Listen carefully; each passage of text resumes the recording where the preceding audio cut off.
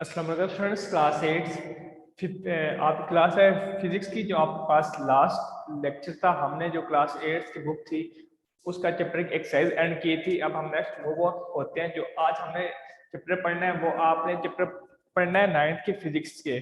तो ये वाली बुक सब बच्चों के पास होनी चाहिए। पेज आप अपनी बुक का ओपन कर लें 3। जो आपके पास सबसे पहले यूनिट है, यूनिट नंबर 1 है आपके पास। यूनिट नंबर क्या है आपके पास? 1।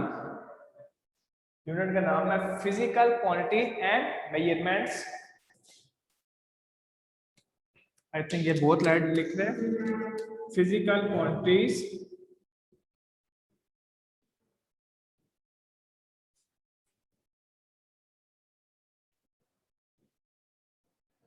And measurements.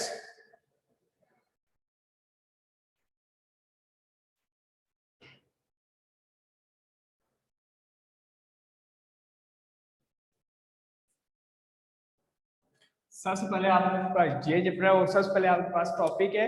आप पेज ओपन कर लें 2। पेज 2 का सबसे पहले आप सबसे नीचे देख रहे हैं तो आपके पास ये देखें जो लास्ट लाइन है इसकी, यहाँ पे आपके पास डेफिनेशन लिखी है और मैंने आपको पीडीएफ भी भेजी हुई है कि what is science.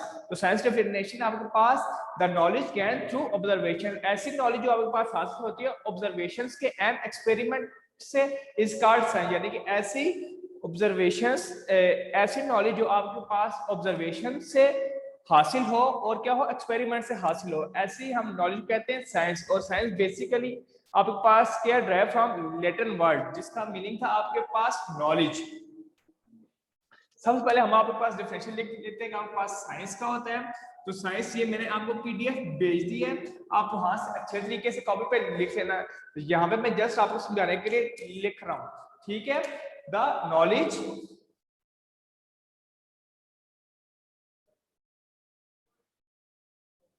Get through observation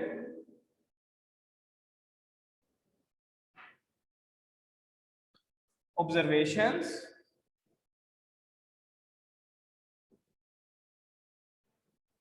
and experimentations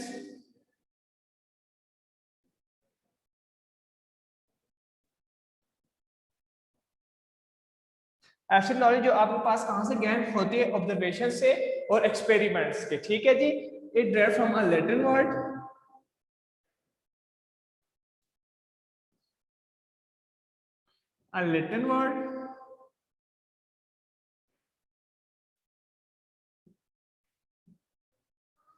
scientia which means knowledge, जिसका मतलब क्या होता है आपके पास नॉलेज में क्या होता है, मीनिंग होता है, ठीक है जी।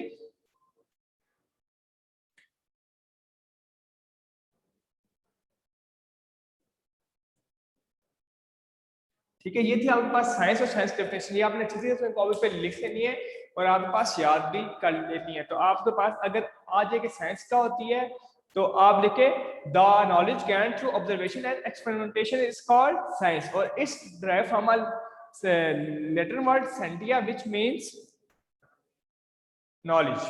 अब नेक्स्ट है आपके पास कि आपके पास नेचुरल फिलॉसफी क्या होती है।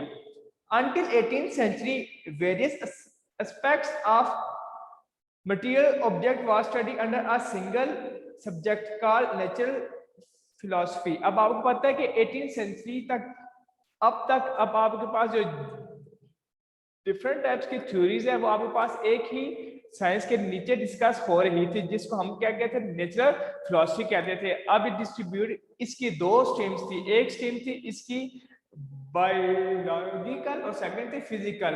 और जो फिजिकल थी उसमें हम स्टडी करते थे नॉन लिविंग थिंग्स के लिए, और जो बायोलॉजी थी उसमें हम स्टडी करते थे लिविंग थिंग्स के लिए। क्या चलिए हम नेक्स्ट डेफिनेशन लिख लेते हैं आपके पास, natural philosophy and its streams.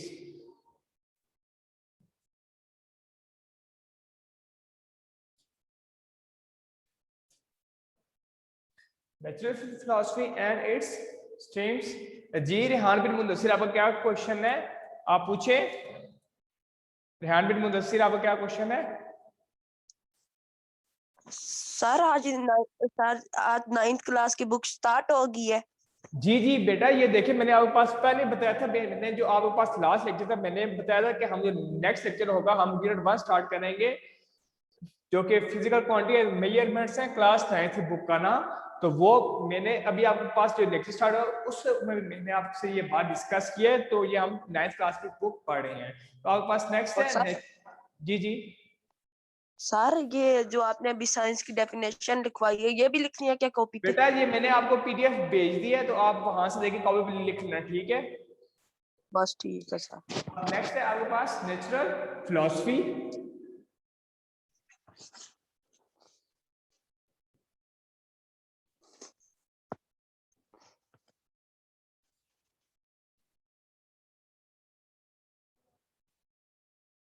Natural philosophy,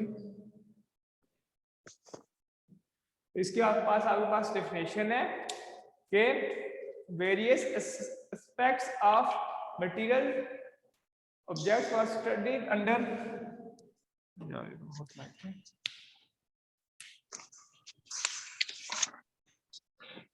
various, बेटा माइक अपना ऑफ कर ले Rehan. Various aspects are studied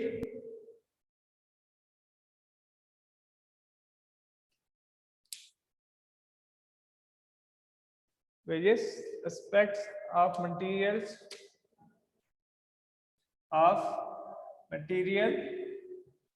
यहाँ पे ये मैं लाइन लिखना बोल गया था, various aspect of material are studied under a single observation, under a single observation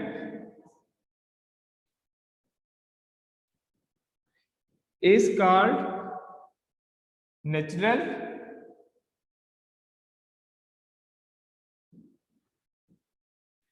philosophy.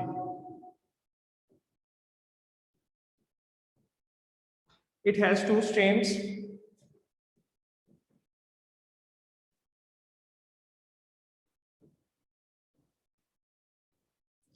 First है आपके पास फिजिकल। फिजिकल में हम बेसिकली पढ़ते हैं, फिजिकल में आप पढ़ते हैं फॉर, जो कि आपके पास डील करती है फॉर नॉन लिविंग थिंग्स। ये किसके डील करती है? For non living things.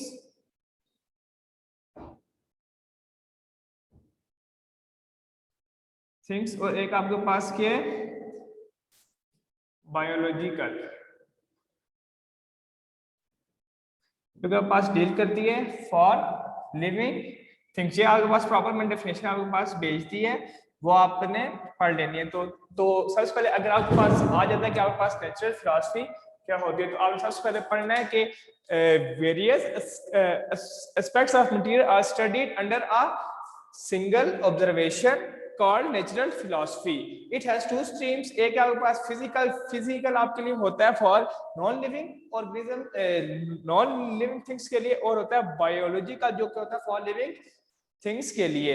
अब नेक्स्ट आपके पास डेफिनेशन आ जाती है कि आपके पास फिजिक्स क्या होती है। तो फिजिक्स आपके पास डेफिनेशन है what is physics, and then इसके हम आज ब्रांचेस पढ़ेंगे। तो फिजिक्स डेफिनेशन है आपके पास, we study matter energy and their interactions, the laws and principle of physics help us to understand nature. आप उसमें क्या पढ़ते हो? आप फिजिक्स में स्टडी करते हो matter energy and their interactions, the laws and principles of physics help us to understand nature. laws हमारी मदद करते हैं कि हम जो आपके पास जिंदगी है, अब इसको नेचर को हम समझें। आपके पास डेफिनेशन है फिजिक्स की, मैं लिखवा देता हूँ आपको, क्लास में भी पीडीएफ मैंने आपको भेज दी, वो भी आपने लिख लेनी है। Physics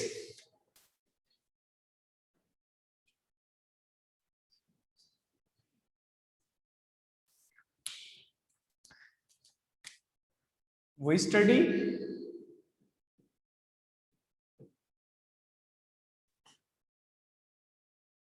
matter energy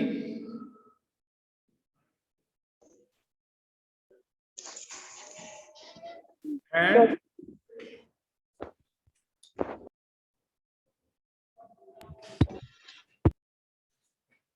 We study matter, energy, and their interactions.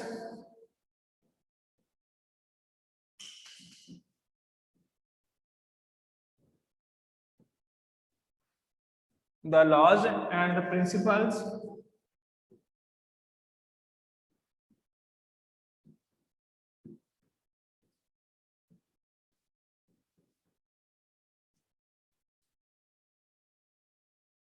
of physics help us to understand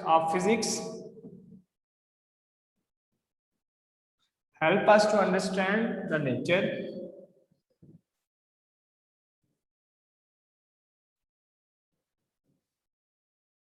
the nature. ये थी आपके पास फिजिक्स की डेफिनेशन। अब नेक्स्ट है इसके ब्रांचेस। तो आप जब पेज 3 खोलेंगे तो आपके पास इस साइड पे क्या लिखे हैं, ब्रांचेस लिखे हुए हैं। ये मैंने आपको पीडीएफ भेज दी है, आपने लिख लेनी है।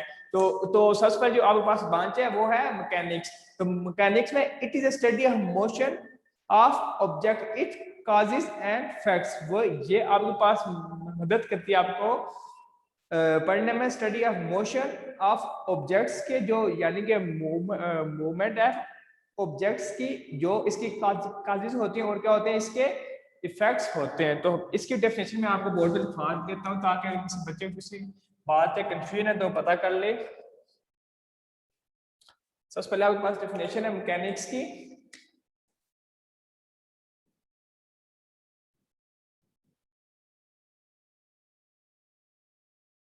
ये ब्रांच टॉपिक स्टार्ट हो गया। It is study of motion of objects, it is study of motion of objects,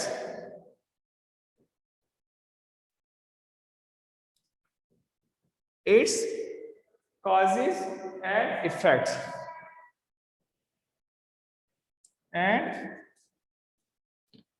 ये थी आपके पास डेफिनेशन मैकेनिक्स। नेक्स्ट आपके पास बन गया heat. It deal with the nature of heat. ये आपके पास डील करती है नेचर ऑफ हीट के साथ, modes of transfer and effect of heat. जो मोड्स होते हैं जो जब हीट ट्रांसफर होती है उसको भी ये स्टडी करती है। तो नेक्स्ट आपके पास क्या है, हीट जो फिजिक्स की ब्रांच है। It deals with the study, it deals with the nature, it deals with the nature of heat,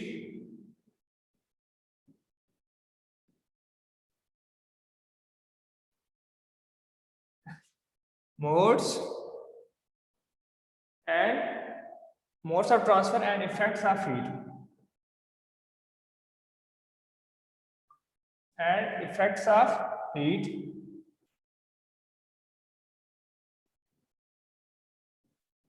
ये थे आपके पास हीट की डेफिनेशन। नेक्स्ट आपके पास है साउंड की। तो साउंड बेसिकली आपके पास it deal with the physical aspect of sound wave. जी आपके पास किसके साथ डील करते हैं, जो आपके पास साउंड वेव्स होती हैं, देन और देयर प्रोडक्शन, वो कैसे प्रोड्यूस होती हैं, प्रॉपर्टीज उनकी और उनकी एप्लीकेशंस, यानी कहां पे साउंड वेव्स यूज हो सकती हैं। नेक्स्ट आपके पास लाइट की डेफिनेशन। तो आपके पास लाइट की है कि it is a study of physically aspects of light, its properties, working and use of optical instrument. तो आपने पास साउंड की डेफिनेशन आपने लिख ली है, मैं आपको क्लास में लाइट की लिखवा देता हूं। ये सब चीजें मैंने आपको पीडीएफ भेजी हुई है। नेक्स्ट है आपके पास light.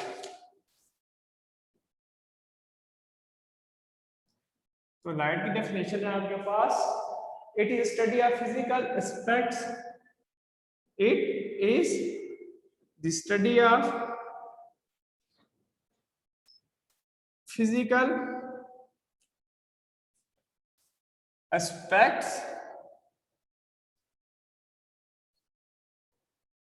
of sound waves, their production, physical aspects of light and its properties,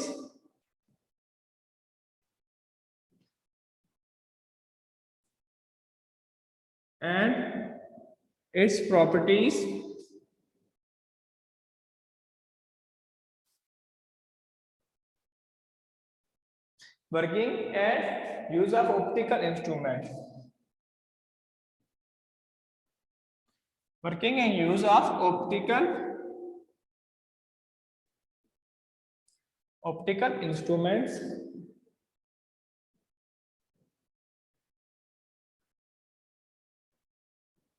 यहाँ आपके पास डेफिनेशन है लाइट की।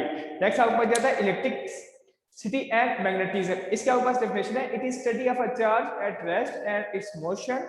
जब आपके पास चार्ज क्या होता है, जब रेस्ट पे हो और देन जब मोशन में आए, there effects and their relationship with magnetism, और इसके जो क्या असरअंदाज होते हैं और जो उसका रिलेशनशिप होता है विद मैग्नेटिज्म के साथ। आपके पास है electricity and magnetism.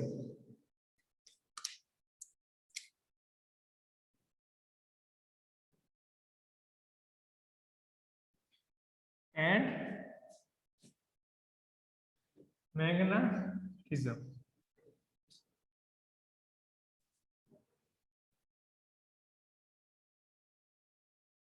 It is study of the charge at rest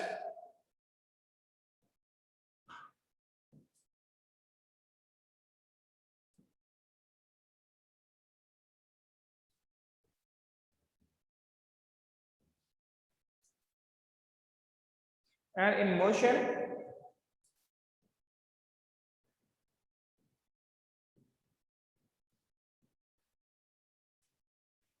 Their effects and their relation with magnetism, their effects and relationship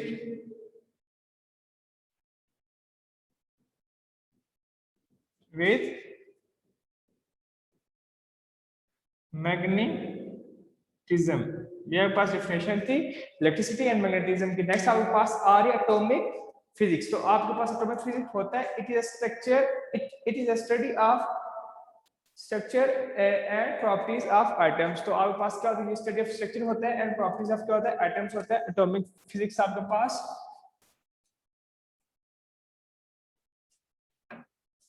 atomic physics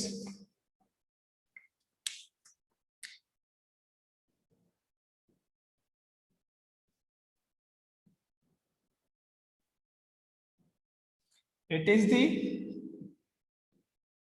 study of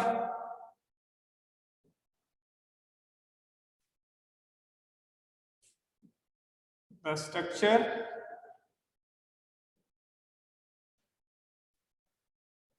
and properties of atom.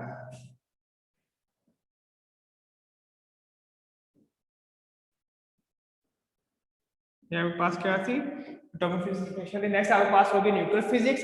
It deal with the properties and behaviour of nuclei. यहाँ आपके पास deal करते हैं properties के और behaviour of nuclei and their and the particle within the nuclei. जो क्या आपके पास न्यूक्लियाई के अंदर क्या होते हैं, पार्टिकल्स होते हैं। मैं लिख देता हूं न्यूक्लियर फिजिक्स आपके पास डेफिनेशन।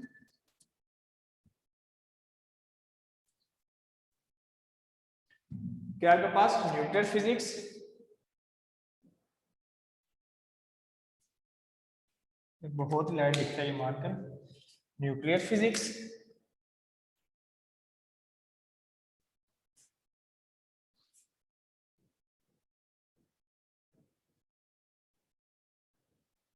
इसके पास डेफिनेशन है, it's deal with study, it deal with the properties and behaviour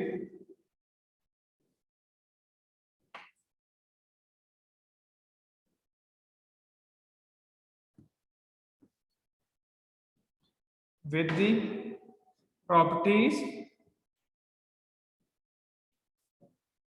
and behavior of nuclei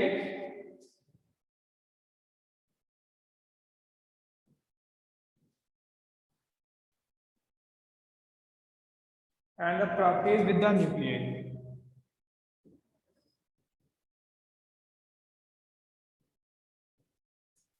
With the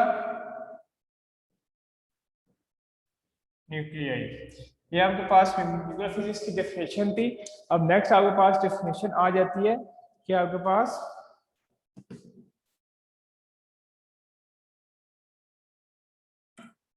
definition आ जाती है आपके पास कि प्लाज्मा फिजिक्स आपके पास क्या होती है।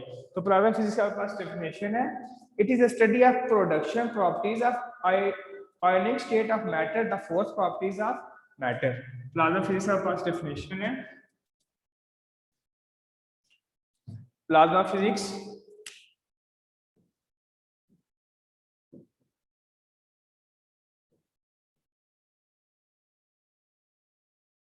it is study of production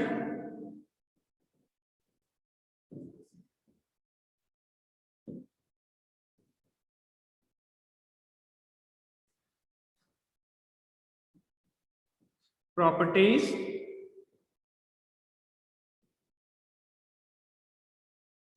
of the ionic state of matter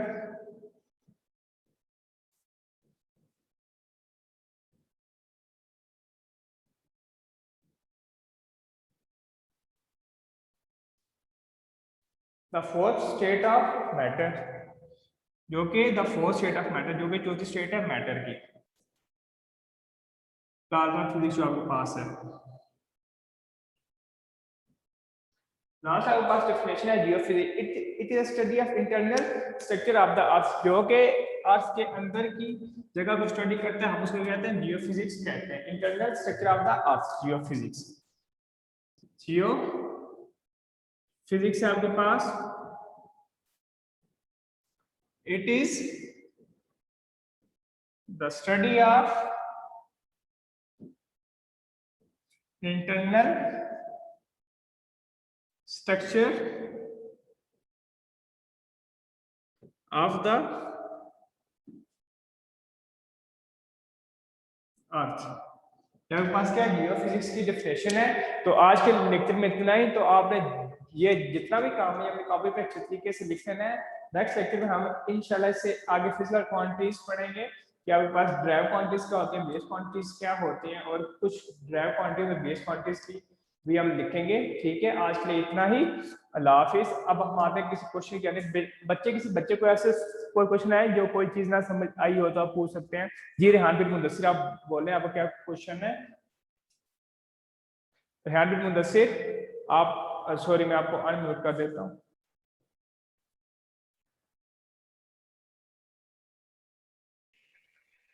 जी रेहान बिन मुदस्सिर बोले। Sir ये आज ये लिखना है, ये ब्रांचेस भी लिखनी है इसकी। जी आज की ब्रांचेस भी आपने अपनी कॉपीज पे लिख लेनी है, ठीक है।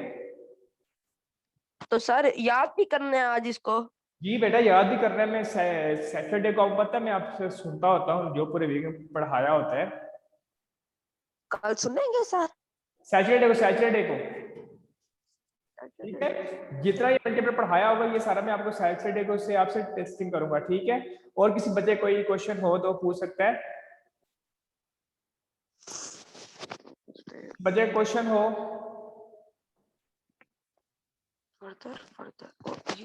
आई होप और किसी का क्वेश्चन नहीं है। तो आज लेक्चर में इतना ही।